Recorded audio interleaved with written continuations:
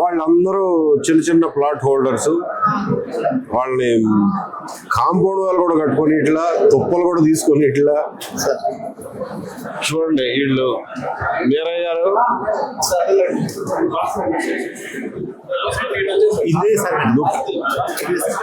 పక్క సర్వే మీ survey number 19.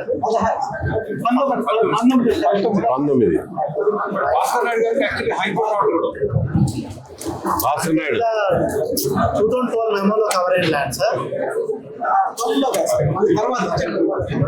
ఇది మొత్తం 260 ఎకరాలు గవర్నమెంట్ ల్యాండ్ కింద పెట్టారు. దాంట్లో ఉందా? దాంట్లో లేదు. తర్వాత 15 ఇచ్చారు. అదేం ఇచ్చినా అదే మేము ఏమైందంటే dominate total village extent 730 acres. But over course of time ఏమైందంటే 1974 some settlement officer has claimed has given an suo motu order saying that 459 acres is government land, though otherwise it was patta land. So దానివల్ల అది implement కూడా అవ్వలేదు. So multiple registration జరిగి thousands of registration జరిగి dominate ఇట్లాంటి ప్రత్యేకమైన problem. ఈ 460 acres లో కోర్స్ ఆఫ్ టైం ఒక 190 acres government separate memo in 2015 ఇచ్చి ఇవన్నీ పట్టా lands, balance 260 acres government lands, please protect this lands ఒక మెమో ఇచ్చింది. ఈ క్రికెట్ పెవిలియన్ కట్టింది కూడా ఒకసారి స్టడీ చేస్తాను. బండ్ వెనక్కి జరిపినా తెలియదు. బండి వెనక జరిపారండి. You can see that. అది నాకు తెలియదు. స్టేడియం అయితే విజిట్ చేశాను వేరే ప్రోగ్రామ్ వచ్చినప్పుడు. But I not aware that bund has been pulled. అదొకసారి చెక్ చేస్తాను. అలాగే but I can understand sir. అంటే I'm also on your side. I agree. What we are telling the government is, look, so many lakhs of acres. మీరే ఒప్పుకున్నారు 14 లక్షల ఎకరాలని. 14 పట్టా land ని 22 పెట్టింది 14 లక్షల ఎకరాలు అని చెప్పి అంటున్నారు. అన్ని ల్యాండ్స్ మీరు ఒక 1 by 1 తీయడం మీ వల్ల కాదు. కాబట్టి నోటీస్ ఇవ్వకుండా 22 పెట్టిన post 2010 let's post 2012 Nagarjuna Reddy judgment కాడి నుంచి వచ్చినవన్నీ రోల్ బ్యాక్ చేయండి మహానువా. మీ రైట్స్ ఏమన్నా ఉంటే నోటీస్ ఇచ్చి లాక్కోండి. ఎక్కడికి పోతారు వాళ్ళు? ఈ లోపల థర్డ్ పార్టీ ఈక్విటీ క్రియేట్ అయింది అనుకోండి, okay, third party will face the music. What is our problem? Land ఎక్కడికి పోతుంది? If it is a government land, we can any day take it back. But for a private fellow to prove that it is not government land, what valla kaatla. And most of them are very small people. High court ku povali, malla Supreme Court ku meer potledu anukondi pratisari High Court ku povali, malla contempt cheyali. Contempt వేసేసరికి ఏమవుతుంది, ego hassle అయిపోతుంది. Revenue officers ఏమనుకుంటారు, వాళ్ళు అమ్మి కూడా contempt వేస్తావా, నిన్ను ఎక్కడో చోటు ఇరికిస్తాను చూడు అని చెప్పి ఏదో కాగితం చించేస్తాడు. లేకపోతే ఇది ఫేక్ అని ఒక కాగితం పడేస్తాడు. అది ఫేక్ కాదని నిరూపించుకోవడానికి ఇంకో 10 ఏళ్ళు పడద్దు అడిగి. ఈ లోపల చచ్చిపోతారు. So our advice to the government is roll back and then take back your government land on a piece by piece basis. ఏమొచ్చి వస్తుంది మనకి దాంతో? ఇప్పుడు మీకు ఆదిరామ్మడం భూములు ఉన్నాయండి, 15,000 మంది ఇల్లు కట్టుకున్నారు.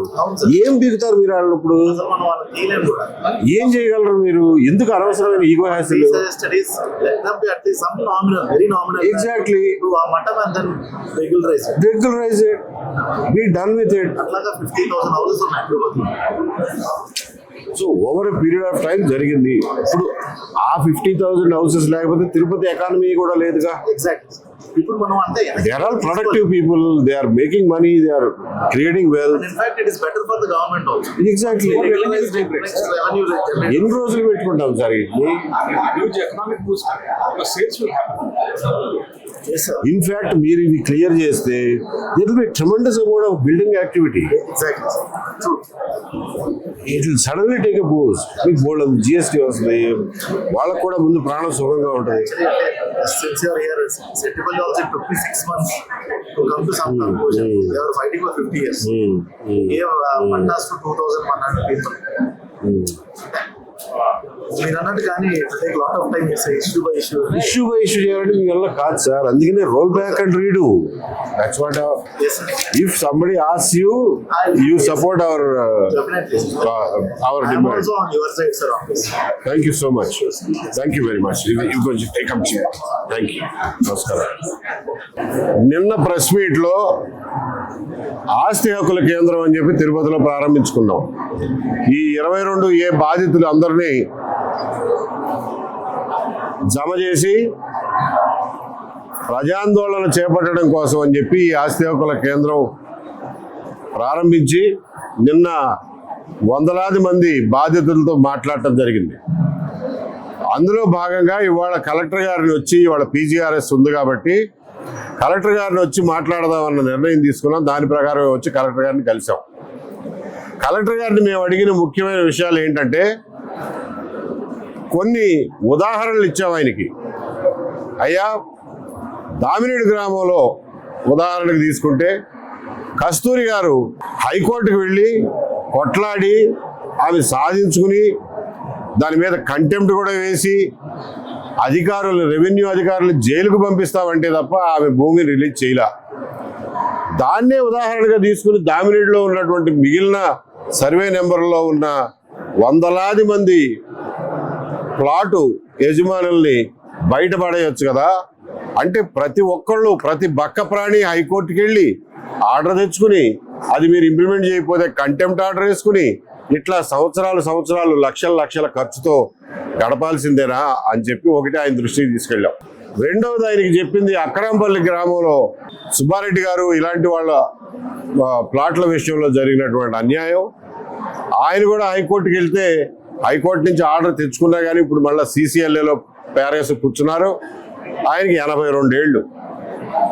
అట్లాగే అదే గ్రామంలో 152వ సర్వే నెంబర్లో ఒక విచిత్రం జరిగింది. అక్కడ గొల్లవాని కుంట అని 27 ఎకరాల్లో ఒక చెరువు ఉంది. అది ప్రాపర్ చెరువే. అందులో నీళ్లు వస్తాయి ప్రతి వర్షాకాలం.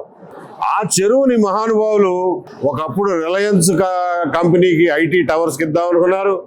తర్వాత ఇండోర్ స్టేడియం కడదాం అనుకున్నారు. అదేది కాల జగన్మోహన్ రెడ్డి గారి గవర్నమెంట్ లో కరుణాకర్ రెడ్డి గారి పుణ్యమా అని ఆ చెరువు ఏదైతే ఉందో గొల్లవాని కుంట కట్ట, చెరువు కట్టని మార్చేసి చెరువు కట్టను లోపలికి తీసుకొచ్చి ఆ మధ్యలో ఉన్న ఖాళీని నింపేసి ఒక 12 కోట్లతో క్రికెట్ పెవిలియన్ కడదామని చెప్పి పని మొదలెట్టారు. అది 3 వంతులు అయింది, ఇంకొక వంతు మిగిలిపోయింది. ఇంతలో గవర్నమెంట్ మారింది. ఈ మధ్యనే ఇంకొక 4 కోట్లు ఖర్చు పెట్టి NTR క్రికెట్ పెవిలియన్ అని పేరు పెట్టి లోకేష్ గారు మొన్ననే ప్రారంభించారు. మీరు చేసింది ఏంటా అంటే, ఉన్న చెరువుని సగం పూర్తి చేశారు, చెరువు కట్టను మార్చేశారు. ఇప్పుడేమైంది, ఆ చెరువు వెనకాల ఉన్న పట్టా భూములన్నీ మునుగుతున్నాయి ఆ చెరువు నీళ్లతో. ఆ పట్టా భూముల్లో ప్లాట్లు వేసుకున్న వందలాది మంది ఇవాళ రోడ్డున పడ్డారు. ఇంకొక పక్కన ఆ ప్లాట్లన్నీ 22Aలో ఉన్నాయని చెప్పి అది పెట్టారు. అరే బాబు, కాదయా ఇది 22A కాదు అని చెప్పి లోకాయుక్త దగ్గరికి వెళ్ళి అడిగితే ఒక తహసీల్దార్ గారు వచ్చి, లేదండి ఇది 22A కాదు, గవర్నమెంట్ భూమి కాదు, ప్రైవేట్ భూమి అని చెప్పి కాగితం రాసిచ్చాడు. కాగితం రాసిచ్చినా దానికి ఏమి ఫలితం కలపడాల. తర్వాత మళ్ళా హైకోర్టుకు పోతే రెవెన్యూ ఆఫీసర్లు అంటారు, అప్పుడు తహసీల్దార్ ఇచ్చిన కాగితం ఫేక్ కాగితం అంట. ఇప్పుడు అది ఫేక్ కాగితం కాదని నేను ఎక్కడ నిరూపించుకోను? రికార్డులన్నీ నీ దగ్గర ఉన్నాయి, నా దగ్గర ఏముంది? ఆ రోజు నువ్వు ఇచ్చిన కాగితం ఒకటే ఉంది. కాబట్టి అసలు చెరువును పూడ్చి పెవిలియన్ కట్టమని చెప్పి ఎవడు చెప్పాడు? సుప్రీంకోర్టు ఆర్డర్లు క్లియర్గా ఉన్నాయి, చెరువులు ఎవరో ముట్టుకోవద్దాయా, అందులో ఏమి నిర్మాణాలు కానీ ఇళ్ళు కానీ వేరే పనులకు ఏమి ఉపయోగించవద్దు, చెరువులుగా ఉండేయండి అని. ఇది ఎప్పుడు 1992లో వచ్చిన సుప్రీంకోర్టు జడ్జిమెంట్. ఆ జడ్జిమెంట్ ముట్టుకోవడానికి అన్ని గవర్నమెంట్లు భయపడతాయి. కాబట్టి కరుణాకర్ రెడ్డి గారికి వీళ్ళకి భయాలు ఏమి లేవు కాబట్టి చెరువును పూర్తి చేశారు. ఆ సమస్య ఒకటి వారి దృష్టికి తీసుకొచ్చాం ఉదాహరణగా. అలాగే ఆయనకి చెప్పాం, అయ్యా మీ గవర్నమెంట్ లెక్కల ప్రకారమే 14 లక్షల ఎకరాలు ఈ రోజున 22Aలో పెట్టారు పట్టా భూములు అని చెప్పి గవర్నమెంట్ వాళ్ళే చెప్తున్నారు.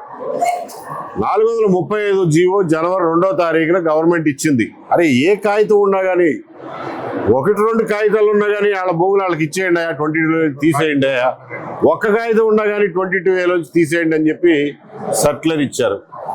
దాన్ని అమలు చేయడంలో మీకు ఏంటండి వచ్చిన ఇబ్బంది అని చెప్పి అడిగితే ఆయన చెప్పింది ఏంటంటే, అయ్యా మేము ఒక్కొక్క ఇష్యూని చేయడానికి మాకు బోళ్ళంత టైం పడుతుంది. నానా కష్టాలు పడి నేను ఆ సెట్టిపల్లి భూములు వరకు ఇంతవరకు సెటిల్ చేయగలిగా. అందులో ఒక 10-14 మందికి ఉపశమనం కలిగింది. అలాగే దామినేడు సమస్య ఉంది. దామినేడులో 282 ఎకరాల సమస్య అది. అందులో ఎప్పుడో 1974లో ఇచ్చినటువంటి ఒక తప్పుడు సెటిల్మెంట్ ఆఫీసర్ రిపోర్ట్ వల్ల అది అక్కడ ఇరుక్కుపోయింది. దాని నుంచి బయట వేయడానికి ట్రై చేస్తున్నా. ఒక 2 నెలల టైంలో దాన్ని సాల్వ్ చేయగలనని అనుకుంటున్నా. దానికి క్యాబినెట్ ఆర్డర్ కావాలి. నా దగ్గర నుంచి అయితే రాసి పంపిస్తా. క్యాబినెట్లో కనుక వాళ్ళు తొందరగా పాస్ చేస్తే దాన్ని కూడా సెటిల్ చేసేస్తా. దీని తర్వాత అక్రాంపల్లి అని చెప్తున్నారు మీరు, అది ఉంది. ఆవిలాల ఉంది మా దగ్గర. అలాగే మఠం భూములు ఉన్నాయి.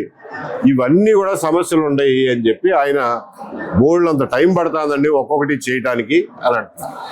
మేమనేది ఒకటే, గవర్నమెంటు ఆ రోజున గవర్నమెంట్ అంటే ముఖ్యమంత్రులు చేశారని మేము అంటున్నా. ఆ రోజున విఆర్ఓ స్థాయిలో చేసిన పనికి ఇవాళ లక్షలాది మంది రైతులు ఇరుక్కుపోయారు.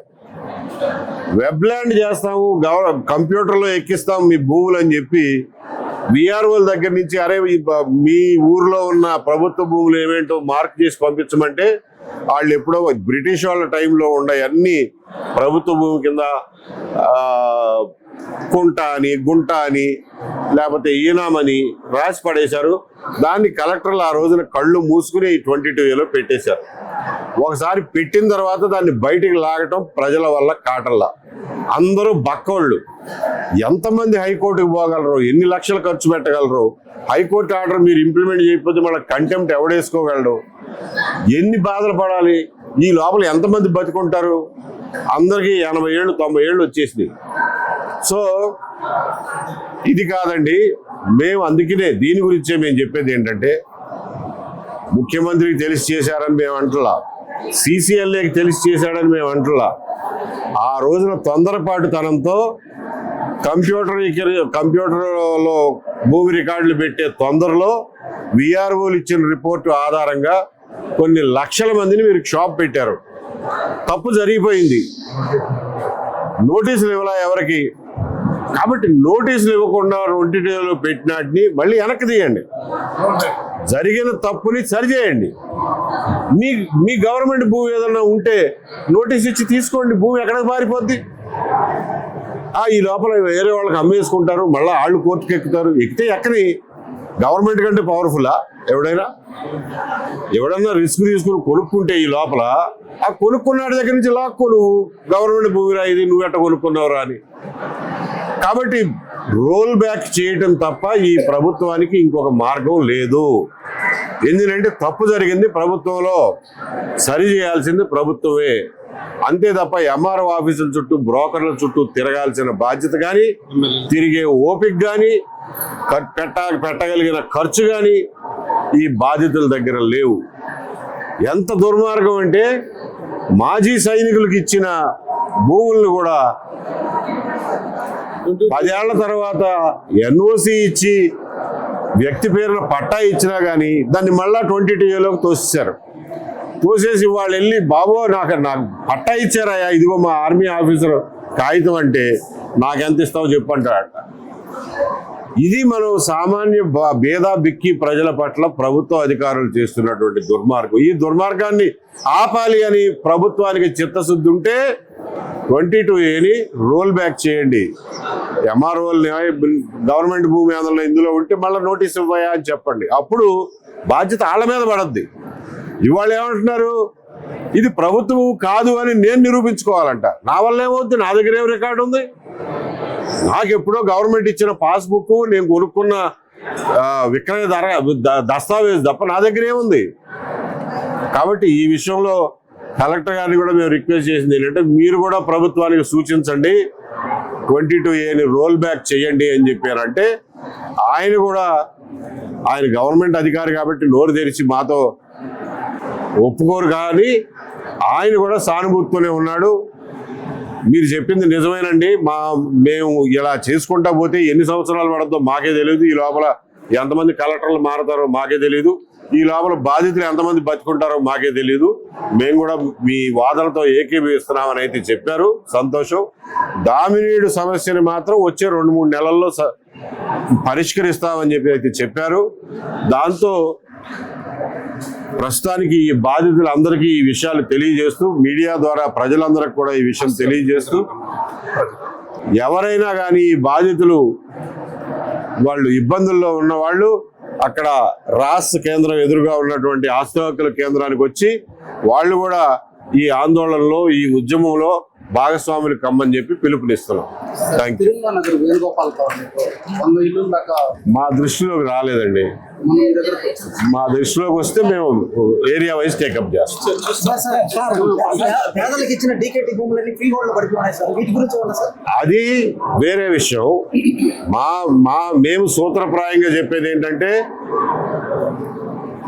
డీకేటీ పట్టాలు అసైన్మెంట్ ల్యాండ్ ఇచ్చారు అని అంటే దాని మీద అమ్ముకునే హక్కు లేకపోతే అది ఆస్తే కాదు. అమ్ముకునే హక్కు లేని ఆస్తి అసలు ఆస్తే కాదు.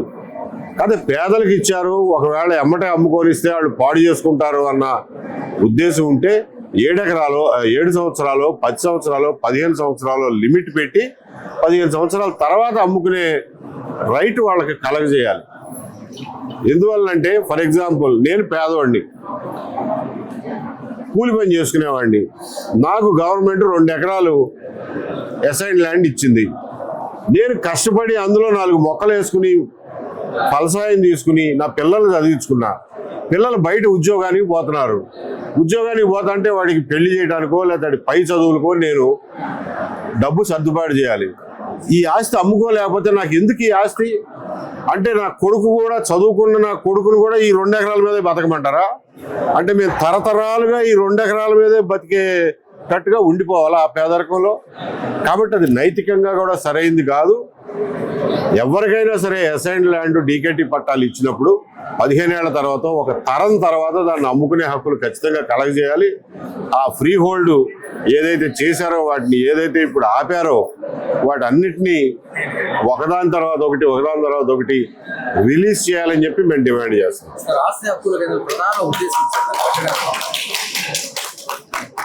ప్రజలు కష్టపడి సంపాదించుకున్న ఆస్తి ప్రభుత్వ అధికారుల కబంధ హస్తాల్లో ఇరుక్కుపోకుండా ఉండటానికి, అటువంటి బాధితుల్ని కాపాడడానికి, అటువంటి బాధితుల కేసులు టేకప్ చేయడానికి కోసం ఈ ఆస్తి హక్కుల కేంద్రం ఏర్పరిచింది.